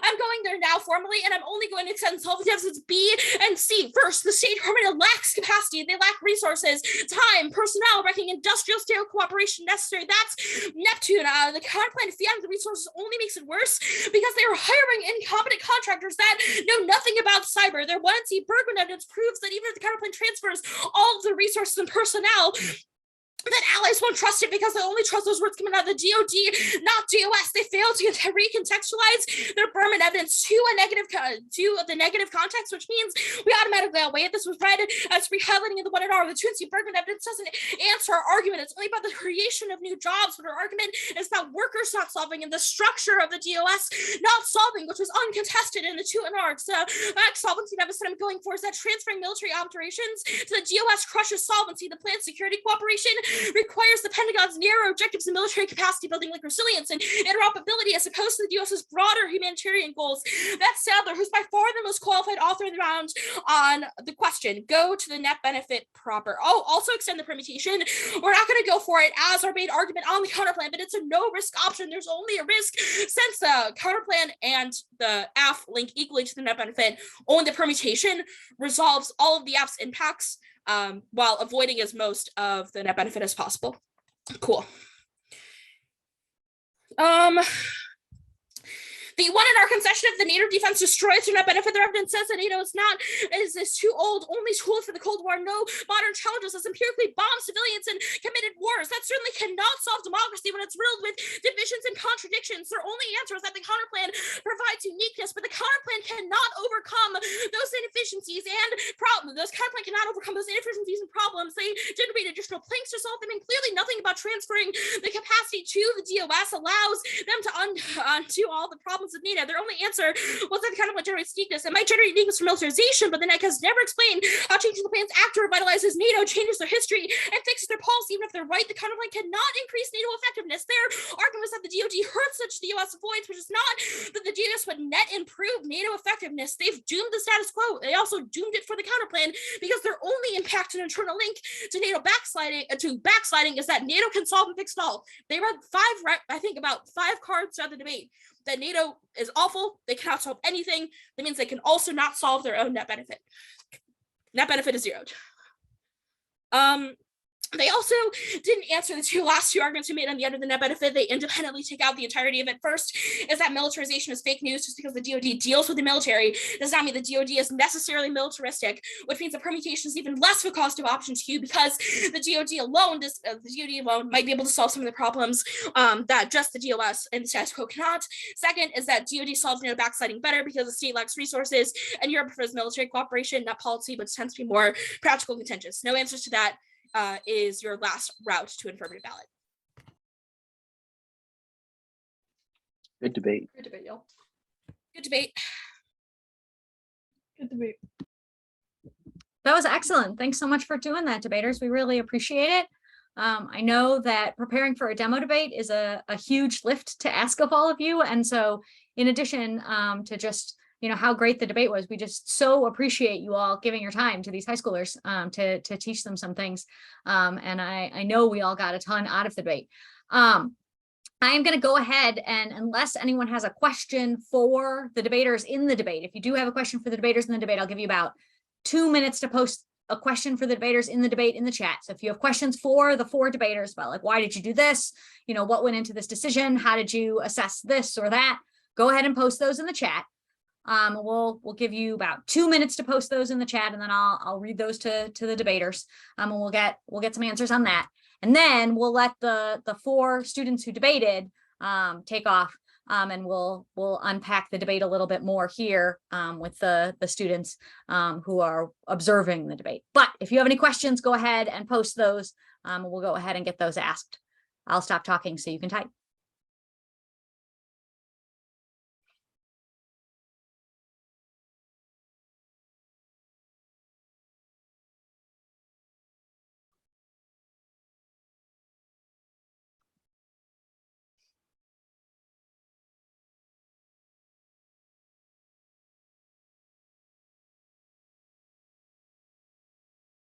While they're typing, I'm going to go ahead and ask a couple questions. Neg, was this the strategy from the beginning? Was the plan always to go for the counter plan and the internal net benefit, or were there things, were there sort of decision trees along the way that might have led you to go for the disclosure DA? I was wanting to go for the counter plan and the internal net benefit. I didn't have disclosure dissad blocks, but if we had to go for it, I was prepared to go for it. But I really was hoping we'd go for the counter plan and the internal net benefit. Awesome. When you were putting together that strategy, how did you decide how to divide the negative block? Because I think one of the things we've been talking about in our lab, at least, is that with so many interrelated issues, it can be hard to sort of decide a block division, and especially with a counter plan like this, where it takes so much time to win the counter plan and the internal net benefit. How did you sort of decide what was going to be in the 2NC and what was going to be in the 1NR? When I was deciding how I was going to split the block, originally I was thinking about doing counter plan in case in the 2NC because that's how it's traditionally done. But I feel like that would make the debate too messy for a judge to flow. And, you want to keep the debate as clean as possible. And so I decided that we were just going to do counter plan and internal net benefit in the 2NC, since that's already on the same flow, instead of having the judge have to go to the counter plan flow twice. And it kind of seems like you're like speaking on the same thing twice, which is something you want to avoid. So I just decided the 2NC would just be the counter plan and the internal net benefit together, which seems like a lot because the internal net benefit is a dissad, but I think it just made the most sense in this debate. I like that. It also meant you got to spend a lot of time in the case, which is always great for us to get to see. I had a question for the AF that somebody DM'd me. So affirmative, when you were thinking about the 1AC construction, going all the way back to the beginning of the debate, was there a particular reason you decided not to include the democracy impact in the 1AC? This person specifically wants to know that they think it might be easier to make solvency deficits and also take out sort of the internal net benefit to what might be their best counter plan. Why did you decide not to have democracy in the 1AC? There was obviously, I think most people in the call know that 1AC is very long, so decisions had to be made somewhere to cut something. I think it just came down to comfort level and how prepared we were to have an impact turn debate, since a democracy impact turn is a choice in the packet. And I don't know if that's something that I would be as comfortable giving a 2AR on as compared to extending a permutation or solvency deficits on a counter plan. And I kind of saw other routes that we could go in, kind of at least decreasing the risk of the net benefit other ways. I also just didn't know if the internal link to us solving democracy was very strong. So if the debate had gone in another direction, I'm not sure how much democracy would have helped us as compared to other impacts. But I think an equally strong NEC could include the democracy scenario if you're comfortable with the impact turn and all that stuff. Yeah, that makes sense to me. I think when you're thinking about adding impacts, some of the impacts that are sometimes get you a big impact also invite large impact turn debates. And you have to be pretty deep on the details of the democracy impact turn debate if you're going to introduce a democracy impact, especially given the developments in those democracy impact turns that have happened lately. Even if just a few years ago, I think some of these arguments were much less impact turnable, and there's much newer evidence that can be helpful for the negative when doing that impact turn. That makes sense to me. Students, do you have any other questions for the debaters? Those were the two I got so far. All right. So what I'm going to do is I'm going to let the 4 students who participated in the debate go. We really appreciate you all. Thank you so much for doing this. You're all awesome, and it is a pleasure to get to judge you. And then I'm going to go ahead and stop the recording, and then we'll do a little bit more debriefing in just a few minutes. So have a great rest of your day. Participants in the demo debate, it was awesome to get to see all of you. Thank you. Thank you, everyone. Good debate. It's a lot of fun. Thanks for coming to the 2022 SDI demo debate. I hope you have a great season of debates.